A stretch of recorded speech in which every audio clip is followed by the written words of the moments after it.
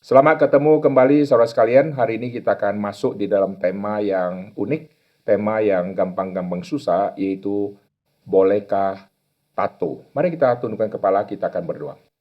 Bapa di dalam surga, kami berterima kasih untuk hari ini. Tuhan sudah mengumpulkan setiap kami untuk kami belajar sekali lagi kebenaran firman Tuhan dan aplikasi di dalam hidup kami sehari-hari. Kami sadar di dalam pengertian dan pengetahuan kami, seringkali kami terbatas, tetapi kami bersyukur untuk firman Tuhan, karena melalui firman Tuhan kami mendapatkan pedoman-pedoman untuk kami melakukan aplikasi di dalam hidup kami sehari-hari. Tuhan pakai hamba-Mu di dalam menyampaikan firman Tuhan, berkati setiap kami, dan celikkanlah mata rohani kami. Dalam nama Tuhan Yesus kami berdoa, amin. Saya akan ajak saudara sekalian, kita akan baca bersama-sama Imamat pasal yang ke-19. Kita akan membaca Imamat pasal yang ke-19, ayat yang ke-28. LAI kasih judul, Kudusnya Hidup, di Imamat pasal yang ke-19. Saya akan membaca ayat ke-28. Janganlah kamu menggoresi tubuhmu karena orang mati, dan janganlah meraja tanda-tanda pada kulitmu, akulah Tuhan.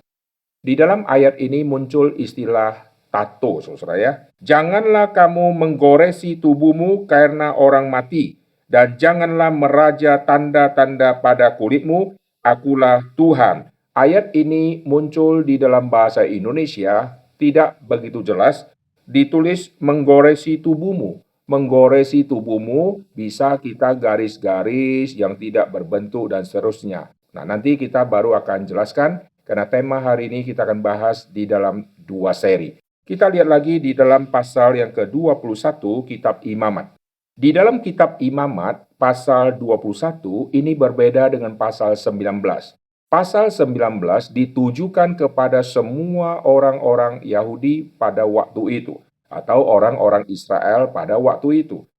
Tetapi Imamat pasal ke-21, kalau kita lihat LAI kasih judul Kudusnya Para Imam. Ini konteksnya adalah untuk imam. Saya akan baca ayat yang pertama terlebih dahulu. Tuhan berfirman kepada Musa, berbicaralah kepada para imam, anak-anak Harun, dan katakan kepada mereka, seorang imam janganlah menajiskan diri dengan orang mati di antara orang-orang sebangsanya. Jadi pasal 21 konteksnya adalah para imam, dimulai dari Harun dan anak-anaknya. Nah, di pasal 21 ini kita akan lihat ayat kelima. Di dalam konteks imam muncul ayat kelima. Janganlah mereka menggundul sebagian kepalanya, dan janganlah mereka mencukur tepi janggutnya, dan janganlah mereka menggoresi kulit tubuhnya. Ada apa dengan imam? Kenapa muncul tema menggoresi kulit tubuhnya? Ayat ke-6, mereka itu harus kudus bagi Allah, dan janganlah mereka melanggar kekudusan nama Allahnya, karena merekalah yang mempersembahkan segala korban api-apian Tuhan, santapan alam mereka, dan karena itu haruslah mereka kudus. Perhatikan, untuk orang-orang awam muncul tema jangan menggoresi kulit tubuhmu. Ayat yang ke-28 pasal yang ke-19, jangan menggoresi tubuhmu. Untuk orang awam, jangan menggoresi tubuhmu. Untuk para imam dari Harun dan anak-anaknya muncul kalimat yang sama, jangan menggoresi tubuhmu. Apa maksudnya tema ini, saudara? Nah, tema ini bicara berhubungan dengan ada tanda. Ada body marking, saudara. Ada tanda yang nempel di dalam tubuh seseorang. Nah, di dalam perkembangan kebudayaan sampai hari ini, kita melihat tato bukan sesuatu lagi yang dianggap berhubungan dengan kalangan preman, kalangan orang-orang jahat, kalangan orang-orang yang mungkin hidupnya di dalam dunia kegelapan. Tato di dalam zaman sekarang sudah dipakai oleh begitu banyak orang, baik dari kalangan anak kecil sampai kepada orang dewasa. Bukan lagi dipakai yang berhubungan dengan dunia-dunia kegelapan, dunia kriminal, dunia orang-orang preman, narapidana, dan yang lain-lain. Tetapi tato sudah dipakai oleh artis-artis. Artis-artis yang tidak ada catatan kriminal, mereka juga sudah melakukan tato. Tubuh mereka penuh dengan tato. Lalu pemain-pemain misalnya basket, pemain-pemain olahraga yang terkenal, mereka adalah olahragawan yang luar biasa, tetapi tubuh mereka ada tato. Nah, kalau begitu, tato bukan lagi sesuatu yang dianggap jelek oleh sebagian masyarakat. Tetapi ada masyarakat tertentu masih beranggapan tato sesuatu yang berhubungan dengan orang jahat. Nah, karena mungkin mereka tidak mengerti bahwa tato sekarang sudah banyak dipakai oleh artis-artis dan orang-orang yang baik. Nah, kalau begitu, apakah ada terjadi perubahan makna tato di dalam zaman sekarang? Kalau dulu seorang anak lalu bergaul terlalu bebas, suatu saat dia bertato, maka keluarga yang mempunyai anak tersebut merasa sangat tidak enak dan merasa sudah salah mendidik anak karena anaknya sekarang badannya punya tato. Tetapi sekarang dari keluarga yang baik-baik mendadak anak bisa tato. Dan bukan hanya anak tato, ayah dan ibu juga ikut tato. Kenapa? Karena mereka menganggap tato bukan sesuatu yang haram, bukan sesuatu yang berhubungan dengan kriminal. Tato berhubungan dengan seni. Oleh sebab itu muncullah di dalam masyarakat ada yang setuju tato, ada yang tidak setuju tato. Orang yang setuju tato mereka memakai alasan-alasan logis. Orang yang tidak setuju tato pun mereka memakai alasan-alasan yang logis. Lalu kita sebagai orang Kristen, kita setuju atau tidak setuju? Sebelum kita membahas di dalam prinsip kekristenan menghadapi tato ini, kita akan melihat apa yang terjadi di dalam masyarakat sekitar kita. Orang yang setuju tato, mereka punya alasan yang sangat kuat sekali, yaitu apa? Saya kalau tato, saya tidak merugikan orang lain, karena yang sakit bukan orang lain, tapi saya yang sakit. Kalau saya yang sakit dan tidak menyakiti orang lain, kenapa engkau mencampuri urusan pribadiku?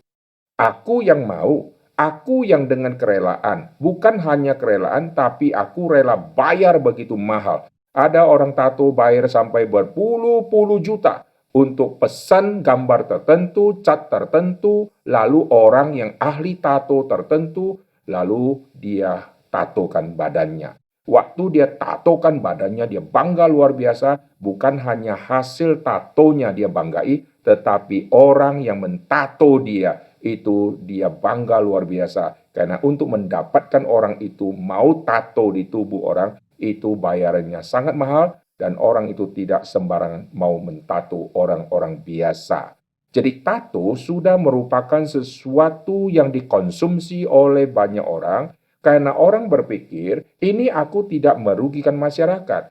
Aku hanya ada tanda di tubuh saya. Dan tanda di tubuh saya pun itu bukan tanda yang melawan hukum. Ini tanda bunga, kadang-kadang buah-buahan, kadang-kadang saya tatonya cuma nama. Kadang-kadang saya tato ayat Alkitab. Kadang-kadang saya tato bisa ada tanda salib. Banyak orang memakai alasan yang cukup logis daripada saya pakai kalung salib yang kalau mandi suatu saat bisa hilang, yang kalau saya pergi keluar bisa dirampas, maka saya lebih baik tato tanda salib dengan gambar yang begitu tajam sehingga tidak pernah bisa dicuri, tidak pernah jatuh di kamar mandi karena lepas dari ringnya.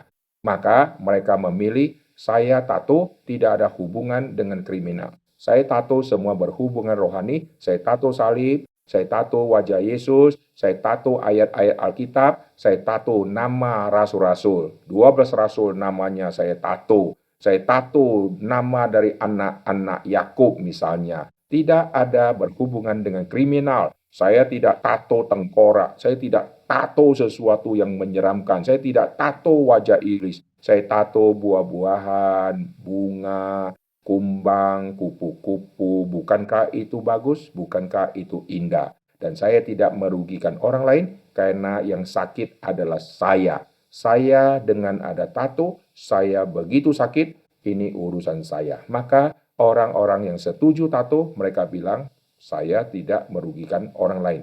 Lalu alasan berikutnya, kenapa orang itu setuju tato? Karena dia berpikir begini, tato berhubungan dengan karya seni.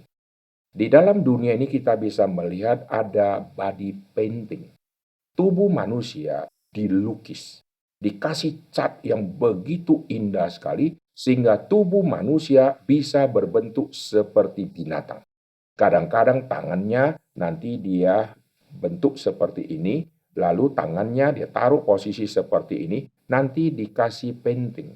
Waktu tangannya dicat, nanti akan jadi seperti ular. Jadi waktu dia diam, orang akan melihat ini bentuk seperti ular asli. Padahal ini semua cat. Ada juga tubuh orang digambar menjadi gambar elang. Sehingga kalau dia berdiri, orang tidak tahu itu adalah tubuh dia. Dan seluruh tubuh sudah dipenuhi dengan cat yang berbentuk binatang, yaitu elang. Kadang-kadang berbentuk binatang, kadang-kadang lukisannya adalah gajah, dan yang lain-lain. Itu adalah body painting. Body painting ini sesuatu yang dianggap bukan haram, karena ini adalah karya seni di tubuh manusia yang menjadi kanvas. Orang melukis bisa di dinding, di tembok, bisa di kanvas, bisa di kertas, bisa di mana saja. Tetapi orang yang melukis di tubuh, itu dia anggap tubuh adalah kanvas. Tubuh adalah karya seni yang begitu indah yang Tuhan ciptakan, maka mereka melanjutkan ada karya seni tambahan di dalam tubuh manusia. Maka dibuatlah painting di seluruh tubuh manusia. Tetapi painting hanya bisa dinikmati sebentar. Karena orang itu perlu mandi, orang itu perlu jalan-jalan, orang itu bisa berkeringat. Sehingga lukisan di tubuh itu bisa luntur. Dia kalau mandi, dia kena sabun, lukisan itu akan menjadi jelek sekali. Body painting ini sifatnya sementara. Sehebat-hebatnya cat yang dipakai, itu bisa tahan sampai berapa hari saja. Tapi tidak mungkin bisa tahan sampai bertahun-tahun dengan cat yang masih sama seperti hari pertama dipakai. Pasti sudah terjadi luntur, terjadi rusak, dan gambarnya sudah jeleknya luar biasa. Oleh sebab itu, bagaimana karya seni ini bisa permanen di tubuh manusia? Maka muncullah yang namanya body marking. Body painting beda dengan body marking. Marking ada sesuatu tanda yang mengikuti orang itu selama-lamanya. Akhirnya penemuan tinta-tinta tato makin hari makin canggih, makin hari makin canggih, sehingga warna asli yang dipakai di hari pertama akan sama sampai berpuluh-puluh tahun setelah orang itu menjalankan tato. Ada yang kurang bagus, baru pakai 2, 3 bulan, 4 bulan sudah mulai luntur. Ada yang kena matahari, catnya itu tidak begitu kuat, akhirnya mulai hancur seluruh gambar-gambarnya. Ada yang tahan luar biasa karena memakai tinta yang sangat khusus, memakai semua alat tato yang paling hebat, jarum yang paling bagus, sehingga ukiran dia, lukisan dia betul-betul tajam dan betul-betul tampak sempurna. Maka orang-orang yang menjalankan tato, mereka menganggap ini adalah salah satu ekspresi karya seni yang Tuhan kasih kepada manusia untuk manusia berekspresi. Lalu manusia yang berekspresi bisa di kanvas, bisa di tembok, bisa di kertas. Tapi mereka pilih berekspresinya di tubuh. Dengan cara bukan painting, tapi marking. Nah ini bagi yang setuju. Lalu orang-orang yang setuju lagi dia bilang gini, kalau saya pakai tato, lalu ada orang yang merasa kok tidak enak, ada kumpulan kita, ada orang yang pakai tato. Ya udah, saya tato di bagian yang tertutup. Sehingga kalau saya pakai baju, tato itu tidak mungkin bisa dilihat oleh siapapun. Saya sendiri yang menikmati keindahan tato itu. Maka saya tato urusan saya. Saya tato tidak mengganggu sosial masyarakat saya. Karena saya tidak membuat mereka menjadi menolak saya. Mereka tidak akan melihat tato saya karena saya tato di bagian yang dalam, di dalam tubuh saya. Lalu saya tato. Saya yang mengambil keputusan untuk tato. Saya sudah siap menanggung semua akibatnya. Dan di dalam dunia ini tidak ada Pemerintah melarang saya. Kenapa badanmu ada tato bunga mawar misalnya? Pemerintah tidak larang. Kenapa kamu larang? Lalu, tato tidak ada hubungan masuk surga atau masuk neraka. Mengapa kamu ikut mencampuri urusan saya? Ini tidak ada hubungan dengan iman.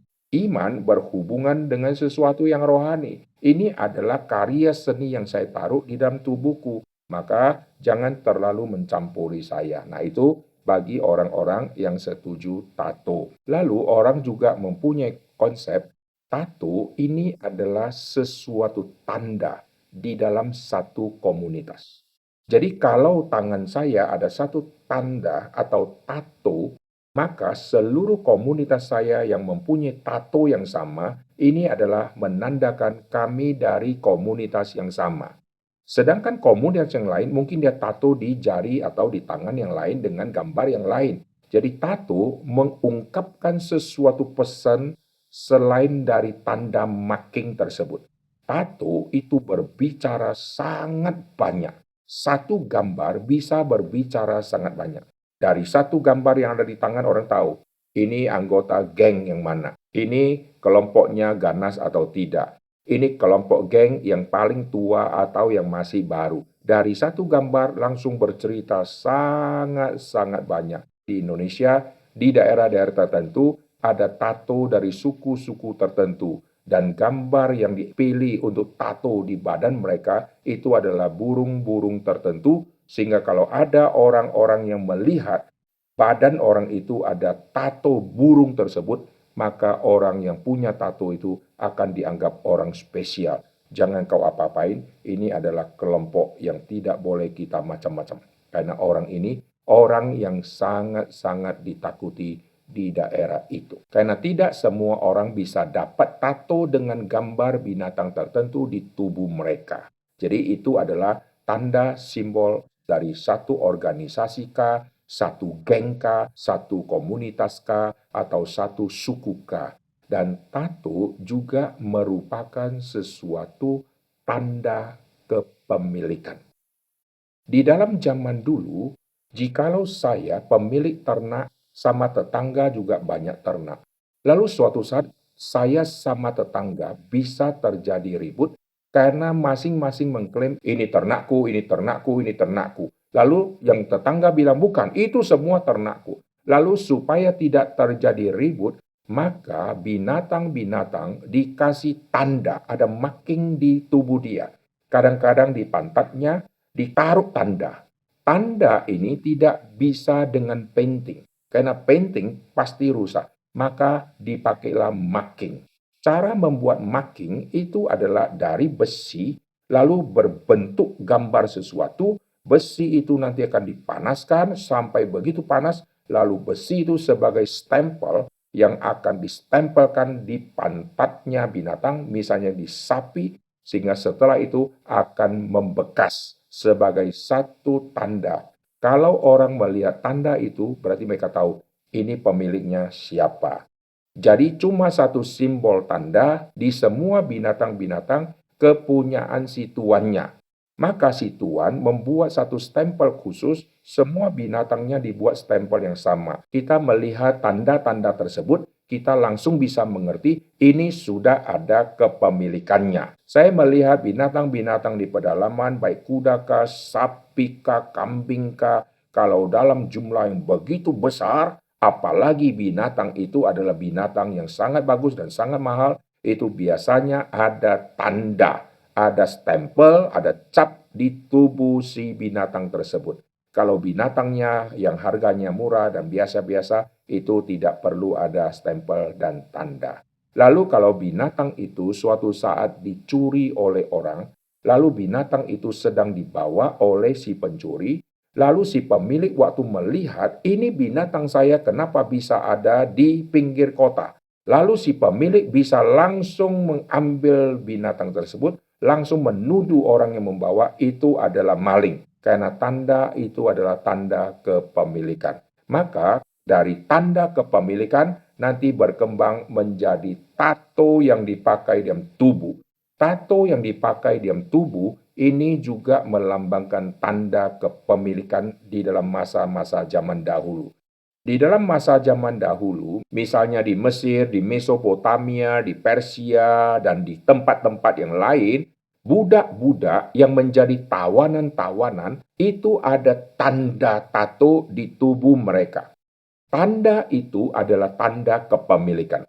Sehingga begitu si budak sudah dikasih tato permanen, budak ini kalau melarikan diri, ini hukumannya sangat berat. Kemana saja dia pergi, orang lain yang berjumpa dengan dia waktu melihat tanda tato itu, mereka langsung akan mengetahui orang ini adalah budak yang melarikan diri. Budak dari mana? Budak dari Mesir kah? Budak dari Mesopotamia kah? Dan seterusnya. Karena ada tanda. Dan biasanya tanda itu ditaruh di tempat yang orang bisa lihat. Bukan di dalam tubuh dia yang bisa ditutup dengan baju. Kadang-kadang ditaruh di dahinya.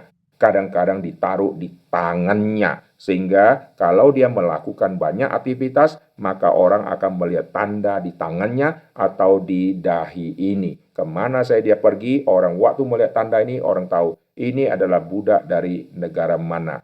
Jadi, tanda itu berhubungan dengan kepemilikan. Oleh sebab itu, mereka berkata, "Loh, tidak salah." Lalu apalagi? Nah, lebih hebat lagi, mereka memakai konsep di dalam Alkitab. Alkitab tidak mengatakan orang yang merajah atau orang yang menggoresi tubuhnya, orang itu dihukum mati. Hukum yang Tuhan turunkan 10 hukum, barang siapa yang melanggar akan mati. Wah, itu harus kita taati. Tapi menggoresi tubuh tidak ada kaitan dengan kau melanggar hukum ini, kau akan dimatikan. Oleh sebab itu, mengenai tato, ini bukan sesuatu pelanggaran terhadap hukum Allah yang sangat serius. Oleh sebab itu, boleh tato. Ini adalah orang-orang yang mempunyai konsep boleh tato atau setuju dengan tato. Bagaimana dengan orang-orang yang tidak setuju dengan tato? Mereka akan berkata begini, kalau kamu melakukan tato, kamu berarti sekarang ada tanda kepemilikan. Tanda kepemilikan kau miliknya siapa? Oh, saya bukan tanda kepemilikan. Ini hanya bunga saja. Oke, kalau hanya bunga saja, mengapa kamu memilih tato bunga? Kenapa kamu tidak piara bunga saja? Kenapa kamu tidak tanam bunga saja? Mengapa harus kau masukkan bunga itu di dalam making di tanganmu ini? Sehingga itu menjadi satu kenang-kenangan. Jadi itu tidak perlu, sesuatu yang tidak begitu perlu. Dan tato yang sudah ada di tubuhmu itu adalah sesuatu yang akan merusak dan akan menimbulkan penyakit. Banyak orang yang menjalani tato akhirnya mendapatkan efek samping yang sangat bahaya, akhirnya kulit mereka mulai rusak dan kulit mereka mulai infeksi dan darah yang dikeluarkan pada saat tato seringkali akhirnya tercemar dan masuklah virus-virus yang begitu mengerikan. Oleh sebab itu, orang-orang yang melakukan tato, jarum yang dipakai itu jarum yang satu kali pakai. Tapi kadang-kadang ya kita nggak bisa tahu. Ada orang-orang yang nakal, dia pakai kali kedua. Dia pakai ini adalah yang bekas punya orang. Lalu yang mentato sama yang terima tato, salah satu kalau misalnya ada penyakit, ini bahaya sekali, bisa saling menularkan. Kecuali orang yang tato itu betul-betul sudah sangat profesional, sehingga dia cuci dengan sabun antibakteri, dia pakai sarung tangan, semua alat dibungkus dengan plastik, sehingga tidak ada kontak darah dengan benda yang dipakai di dalam tato. Semua sudah dilapisi, sehingga satu orang sudah selesai ditato, maka plastik semua dibuka, semua dibuang, semua dicuci, sarung tangan semua dibersihkan, dibuang, lalu pakai sarung tangan yang baru lagi. Lalu semua bekas darah semua dibersihkan. Karena bisa saja penularan penyakit dari darah yang dikeluarkan, sehingga kena kepada orang lain. Atau orang yang sedang ada keluar darah dari orang lain menularkan penyakit langsung masuk ke dalam darah, lalu akhirnya berakibat sangat fatal. Lalu orang berkata, saya tidak setuju tato. Karena tato berhubungan dengan semua anak berandalan dan anak-anak atau orang-orang jahat.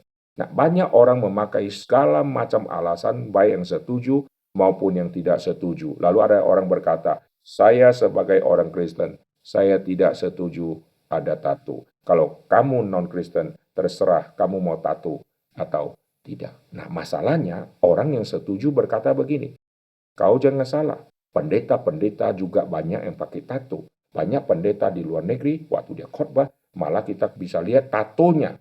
Karena pendeta itu punya konsep. Seperti Paulus berkata, kalau aku bertemu dengan orang Yahudi, aku seperti orang Yahudi. Di hadapan orang non-Yahudi, aku seperti orang non-Yahudi.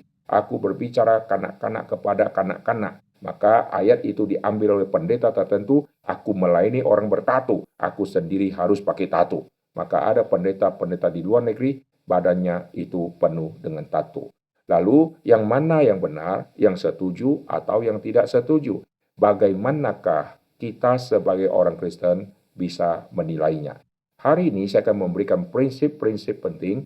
Nanti di minggu depan kita akan melihat contoh-contoh ayat termasuk yang tadi kita sudah baca untuk semua orang-orang Yahudi tentang kudusnya hidup dan untuk kalangan imam.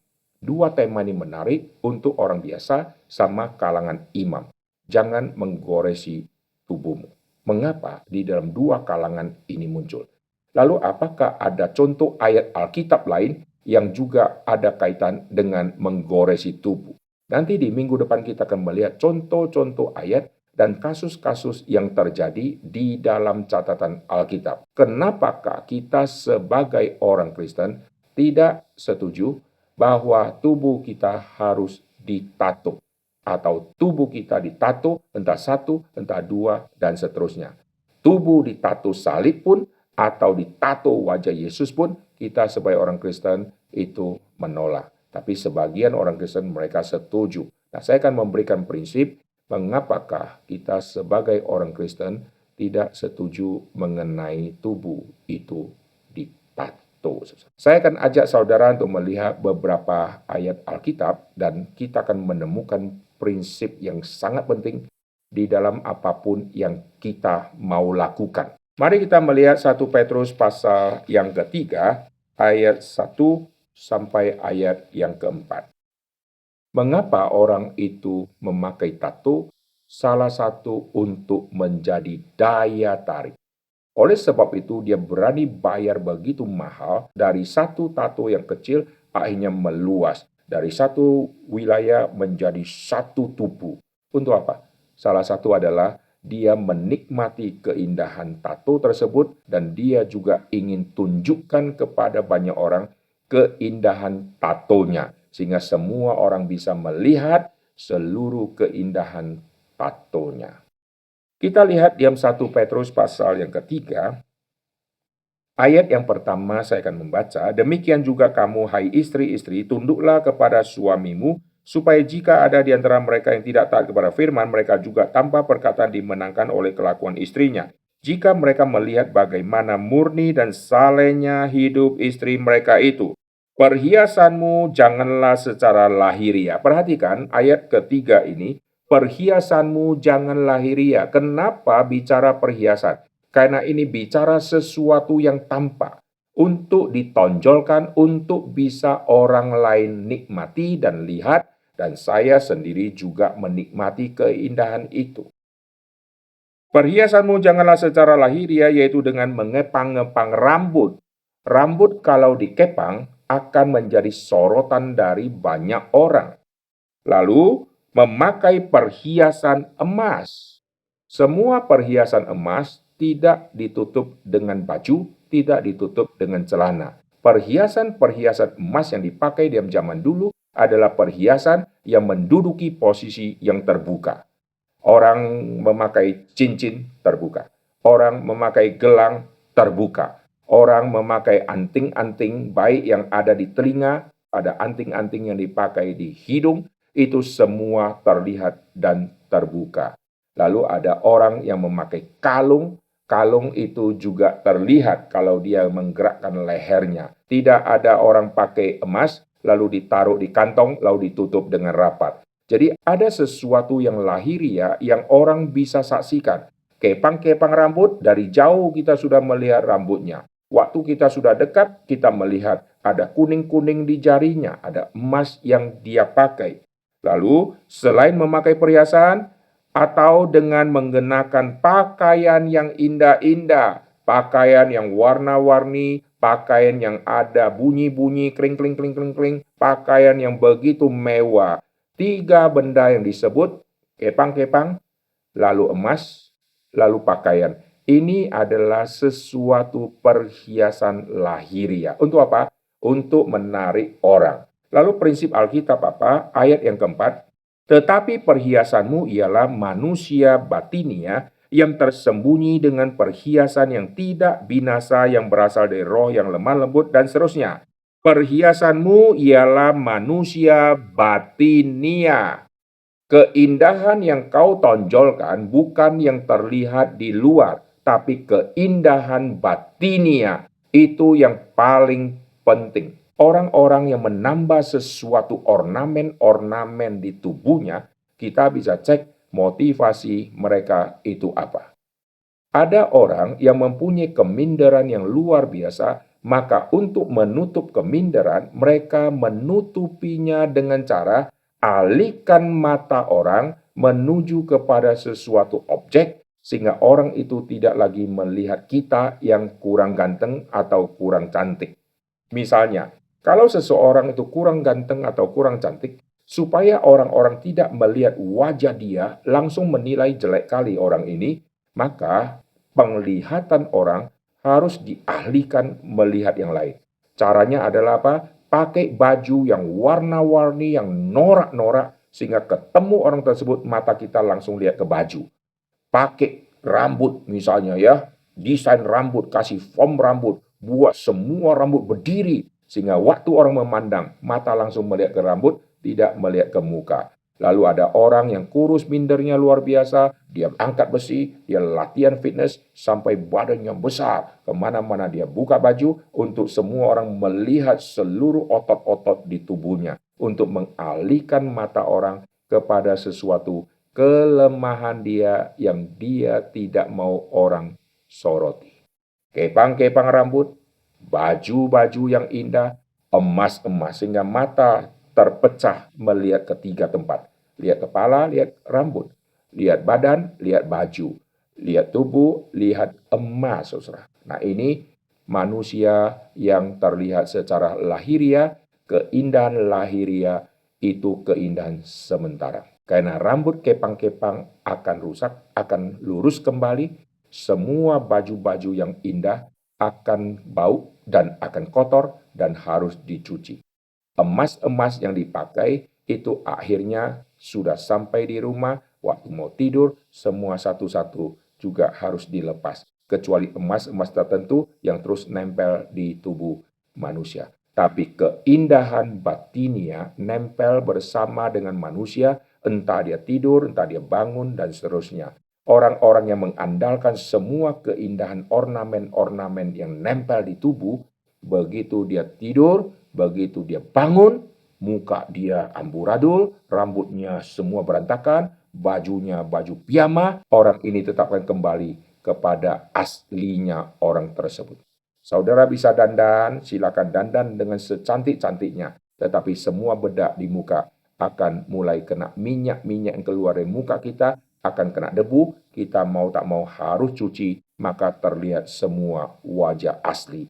Saudara tidak mungkin bisa sembunyikan kejelekan yang ada di wajah kah, di penampilan kah, dengan hanya menutup, tidak bisa. Ada orang yang mungkin penampilannya kurang bagus, tapi keindahan batinia itu yang paling dilihat. Saudara mau menutup kelemahan dengan pasang semua gambar-gambar supaya saudara lebih maco, lebih kelihatan gagah. Saudara mirip seperti yang 1 Petrus katakan, yaitu engkau ingin yang terlihat. Ini perhiasanmu yang lahiriah. Engkau bangga, aku sudah ada goresan di tubuhku. Saya bayar 30 juta. Lihat, tintanya, impor punya ini tidak pernah akan hancur selama-lamanya. Saudara bangga luar biasa. Itu seperti orang bangga, aku punya baju begitu mahal, beli dari Paris. Sama orang bangga, lihat ukiran ini begitu bagus, saya beli dengan mahal luar biasa. Semua ini saya bayar sendiri, dia punya kebanggaan yang luar biasa. Tapi manusia batinia dia sendiri tidak pernah dia kembangkan. Sehingga iman dia kurang bertumbuh, tapi fisik dia yang terus dia perhatikan. Maka ini salah satu poin penting kita dapatkan prinsip, yaitu saudara pilih tato atau tidak.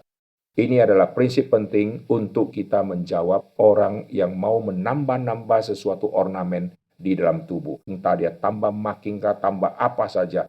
Prinsip 1 Petrus pasal ketiga ini sangat penting.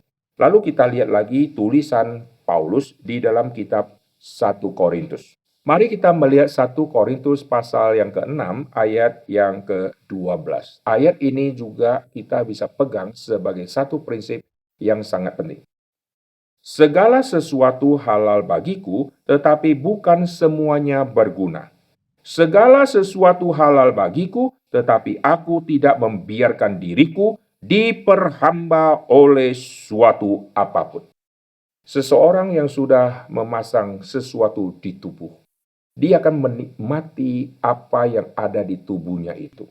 Kalau gambarnya bagus, ukiran bagus, dia terus akan melihat. Dia berpuas diri dengan apa yang sudah ada di tubuhnya. Ukiran ini sudah begitu bagus, lukisan, marking ini sudah begitu bagus. Dia terus akan melihat. Waktu dia terus akan melihat, muncul pikiran, kenapa tidak tambah satu lagi? Setelah dia lihat-lihat, iya, tangan sini juga perlu. Maka dibuatlah satu lagi.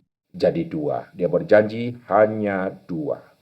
Lalu dia pergaulan, dia diperkenalkan dengan teman-teman. Waktu dia lihat temannya ada tato yang lebih bagus lagi, lalu muncul pikiran, kenapa tidak 3? Dari 1 jadi 2, 2 jadi 3. Akhirnya nanti seluruh tubuh penuh dengan tato-tato. Ini artinya seseorang yang awalnya senang, awalnya tertarik, akhirnya dia diikat dan dia diperhamba olehnya. Akhirnya terus tambah. Setelah seluruh tubuh sudah ditato, dia mulai melihat bagian mana lagi yang belum. Akhirnya ada orang bukan hanya tubuh sudah ditato, bola mata yang warna putih ini ditato juga jadi warna yang lain. Ini mengerikan, saudara. Mata yang Tuhan cipta hitam putih ini, ada orang bule tertentu di biji matanya warna biru, kombinasi dengan putih, indahnya luar biasa. Sekarang yang putih dibuat jadi coklat tua, ini mengerikan luar biasa. Mata pun ditato, saudara. Jadi ada orang yang tidak puas kepada satu, akhirnya ganti lagi. Ada orang yang sudah puas, dia tambah lagi. Akhirnya banyak orang yang tambah tato, sekaligus ada orang yang kurangi tato, lalu ganti tato yang baru. Kenapa dia kurangi tato? Karena jatuh cinta sama pacar pertama, langsung dia tato, I love you. Tulis nama pacarnya. Lalu setelah dia jalan sama pacarnya sekian lama, akhirnya si pacarnya putus sama dia. Maka dia sekarang dapat pacar yang baru yang namanya berbeda. Tapi tato di tangan sudah ada wanita yang lain. Karena tato tangan sudah ada wanita pacar sebelumnya, maka dia minta hapus tato ini. Saya mau ganti nama yang baru untuk wanita karena ini pacarku yang baru.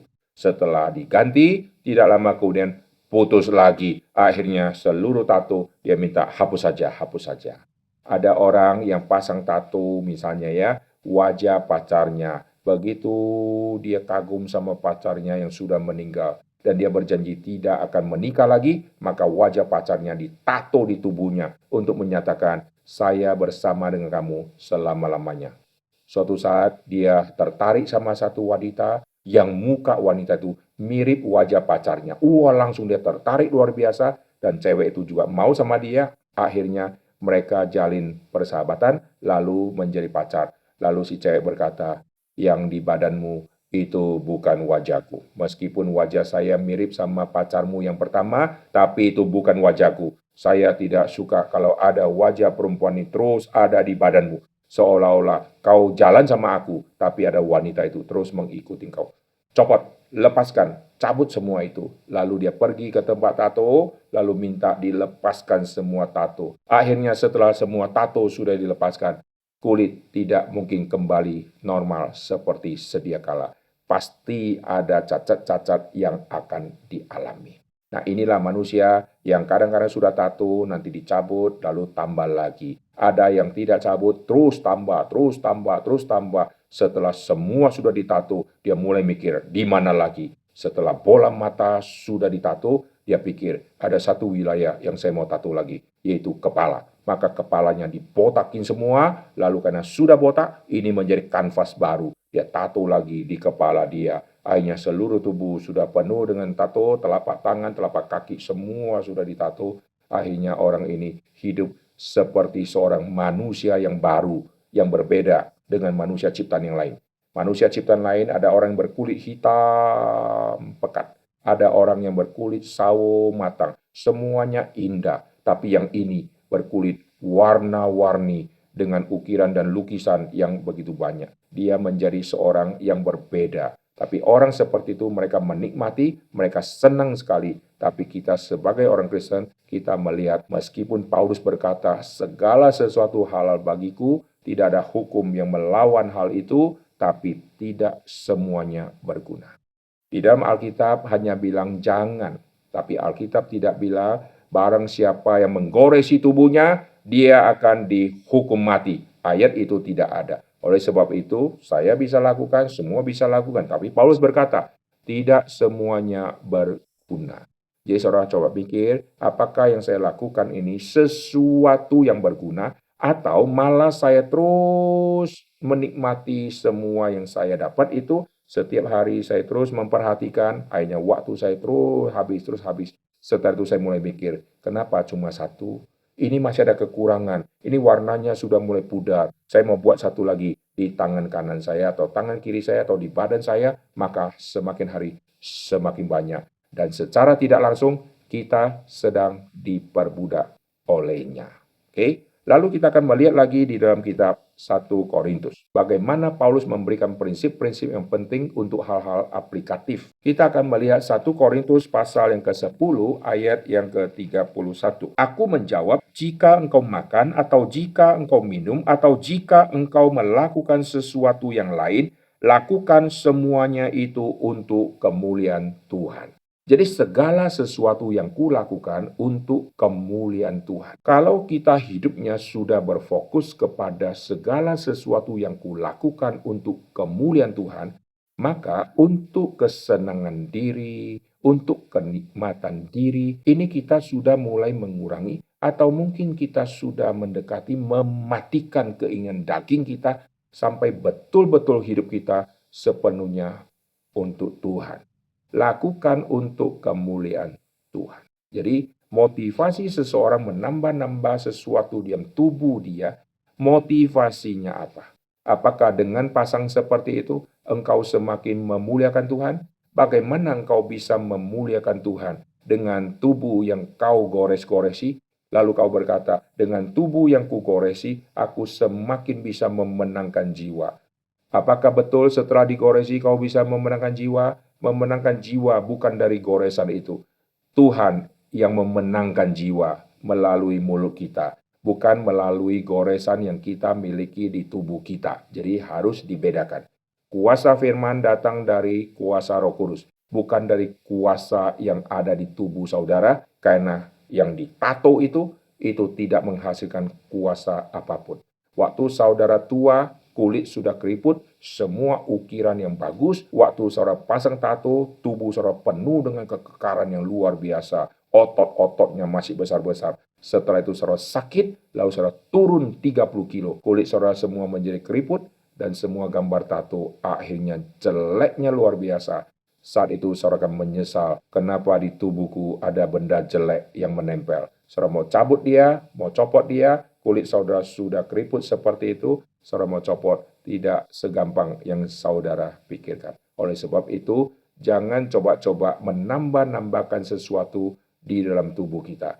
Kalau Tuhan sudah mencipta tubuh kita seperti ini adalah tubuh yang sempurna. Amin. Perhatikan seluruh tubuh kita, Tuhan cipta dengan begitu indah sehingga kita pandang saja tidak bosan. Kenapa mesti tambah sesuatu gambar di tangan sehingga kita bisa pandang, sehingga menambah gairah hidup. Tubuh kita kalau dipandang, ini sudah mendorong kita untuk semakin bergairah hidup. Karena Tuhan cipta tubuh manusia begitu sempurna adanya. Saudara perhatikan wajah manusia, semua penempatan indera-indera ini begitu akurat dan begitu bagus. Tubuh manusia semua Tuhan cipta, tidak ada yang bentuk kotak. Semua yang bentuk kotak ini bentuknya sangat membosankan. Tubuh kita tidak kotak. Handphone pun tidak dibuat kotak persegi. Kotak persegi itu jelek, maka dibuat ada lengkungan sedikit. Seluruh tubuh kita ada lengkungan. Perhatikan jari saya ini. Lihat, ini ada lengkungan. Semua handphone ada lengkungan. Di hook dia tidak buat persegi, lalu buat kotak. Tidak. Dia buat lengkungan sehingga waktu kita pandang ada keindahan yang luar biasa. Telinga kita coba lihat ada lekukan. Dagu kita semua ada lekuk. Hidung kita semua bentuknya ada lekukan. Seluruh yang Tuhan cipta ini begitu sempurna. Lutut kita, jari kaki, jari tangan, seluruh tubuh ini indah. Tidak ada yang kotak. Ada orang yang mempunyai karya seni yang luar biasa, maka dia lukis tubuh manusia dari segala macam gaya. Waktu dia belokkan badannya, maka urat-uratnya bagaimana. Itu waktu dilukis, itu indahnya luar biasa. Waktu dia angkat barang, lalu urat mana, otot mana yang lebih keras, maka dia lukiskan menjadi satu karya seni lukisan yang sangat indah. Tapi ingat, itu lukisan. Yang asli ada di tubuh setiap kita. Oleh sebab itu, terimalah semua tubuh yang Tuhan sudah cipta ini tanpa harus menambah-nambahi apapun untuk memperindah. Dengan kita menambah-nambahkan sesuatu supaya memperindah, kalau itu hanya bersifat sementara, misalnya kita pakai topi, kita pakai sesuatu yang bisa kita lepas, yang tidak merusak seluruh ciptaan Tuhan ini, silakan. Tapi kalau kita menambah sesuatu yang bisa menimbulkan efek samping yang begitu luar biasa, lebih baik saudara tinggalkan hal itu. Lalu kita lihat satu poin lagi, nanti di minggu depan saya akan membahas lebih banyak lagi, kita akan melihat contoh-contoh di dalam Alkitab. Di dalam kitab 1 Korintus, Paulus mengkaitkan tubuh kita adalah bait Allah Tritunggal. Tubuh kita bait Allah Tritunggal, saudara. Saudara tidak hanya dimiliki oleh hanya Yesus, tidak dimiliki hanya oleh Roh Kudus, tidak dimiliki hanya oleh Bapa. Tubuh saudara adalah milik Allah Tritunggal. Oleh sebab itu, karena tubuh kita adalah milik Allah Tritunggal, tubuh kita sudah ada markingnya. Marking di dalam tubuh kita itu apa? Yaitu gambar rupa Tuhan. Marking itu menandakan kepemilikan. Kepemilikan kita adalah Tuhan. Karena Tuhan mencipta kita menurut gambar rupa Dia. Gambar rupa ini adalah marking yang sangat penting. Kita ini milik dan ciptaan Tuhan. Dan tubuh kita adalah bait dari Allah Tritunggal. Ini dicatat di dalam kitab 1 Korintus. Mari kita lihat ayat di dalam 1 Korintus pasal yang ketiga. 1 Korintus pasal yang ketiga, ayat yang ke-16. Tidak tahukah kamu bahwa kamu adalah bait Allah, dan bahwa Roh Allah diam di dalam kamu? Kamu adalah bait Allah. Oke? Perhatikan 1 Korintus pasal yang ke-12, ayat yang ke-27. Kamu semua adalah tubuh Kristus, dan kamu masing-masing adalah anggotanya. Bait Allah, tubuh Kristus. Lalu kita lihat di pasal yang ke-6, kitab 1 Korintus. 1 Korintus pasal yang ke-6, ayat ke-19, atau tidak tahukah kamu bahwa tubuhmu adalah bait Roh Kudus. Perhatikan Allah Tritunggal. Bait Allah, tubuh Kristus, bait Roh Kudus. Oleh sebab itu, barang siapa mau melakukan sesuatu untuk merubah fisiknya, merubah sesuatu yang Tuhan sudah cipta, lebih baik dia harus tanya si pemilik. Karena tubuh kita bukan milik kita, tubuh kita adalah milik Tuhan. Yang milik Tuhan, Tuhan yang berhak untuk mengapa-ngapain tubuh kita. Sedangkan kita yang sebagai manusia ciptaan Tuhan, kita adalah orang yang harus tunduk, harus menjalani semua, tidak boleh merubah sesuka-sukanya kita. Kalau Tuhan sudah cipta tubuh kita seperti itu, nikmatilah. Inilah keindahan ciptaan Tuhan yang tidak dimiliki oleh semua binatang-binatang yang ada. Semua zebra warna di tubuhnya itu seperti sidik jari. Tidak ada warna zebra yang bercak-bercak, yang belang-belang, itu sama antara zebra yang satu dengan zebra yang kedua. Tidak ada macan tutul yang badannya memiliki bintik-bintik yang persis sama 100% dengan macan tutul yang kedua. Semua itu unik. Tidak ada sidik jari manusia yang ada dobelnya. Tidak ada wajah manusia dengan tinggi rendah berat badan yang sama persis dengan satu orang yang lain. Meskipun kembar identik, tidak ada yang sama. Itu artinya apa? Tuhan mencipta manusia ini cuma satu-satunya di bumi. Karena cuma satu-satunya, maka semua kita adalah makhluk yang langka. Sejelek apapun kita adalah makhluk yang langka. Kita adalah ciptaan Tuhan yang tidak ada dobelnya. Begitu kita sudah mati, maka selesailah. Tidak pernah ada duplikatnya yang kelak akan muncul yang persis sama 100% dengan kita. Oleh sebab itu, nikmati dan hargai tubuh yang Tuhan sudah berikan ini. Tubuh kita adalah tempat kediaman Allah Tritunggal. Tubuh kita adalah milik Tuhan. Jangan kau apa-apain tubuhmu sehingga merubah semua yang Tuhan sudah kasih itu. Nanti minggu depan kita akan membahas bagaimana kalau orang yang melakukan tato tetapi bukan tato gambar, bukan tato seluruh badan. Bagaimana dengan orang-orang yang di dalam Alkitab melakukan tato? Kenapa ayat yang tadi kita baca ditujukan di dalam tema kudusnya hidup, di dalam tema seluruh orang-orang awam? Kenapakah menggoresi tubuh ditujukan juga kepada imam di Imamat pasal 21? Nanti kita akan melihat latar belakang kenapa ayat ini muncul. Kita akan lanjutkan nanti di seri yang kedua, kita akan membahas contoh-contoh yang menarik. Mari kita tundukkan kepala, kita akan berdoa. Bapa di dalam surga, kami berterima kasih untuk apa yang sudah kami dengar. Biarlah di dalam waktu yang singkat ini, Tuhan sudah memberikan kami pengertian untuk kami mengerti mengenai tato dan segala sesuatu yang ditanamkan atau ditambahkan di dalam tubuh seseorang, sehingga seseorang itu kelihatannya menjadi seseorang yang lebih bisa menerima diri, lebih percaya diri, dan lebih berani menyatakan diri di hadapan publik.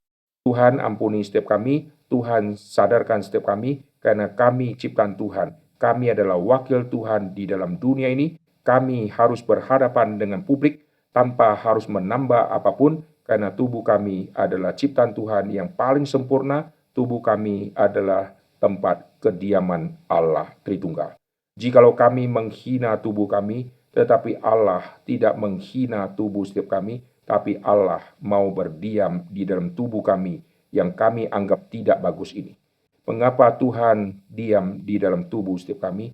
Karena Tuhan menghargai manusia, Tuhan menerima manusia. Jikalau Tuhan menerima semua kita apa adanya, mengapa kita tidak menerima kita apa adanya? Oleh sebab itu, beri kepada kami pengertian supaya kami hidup bersandar penuh kepada Tuhan, pemilik segala tubuh kami, pemilik tubuh dan jiwa kami. Dengar doa kami, dalam nama Tuhan Yesus kami berdoa. Amin. Nanti di minggu depan kita akan membahas seperti yang saya sudah katakan, contoh-contoh penting di dalam Alkitab. Terima kasih, Tuhan memberkati. Shalom.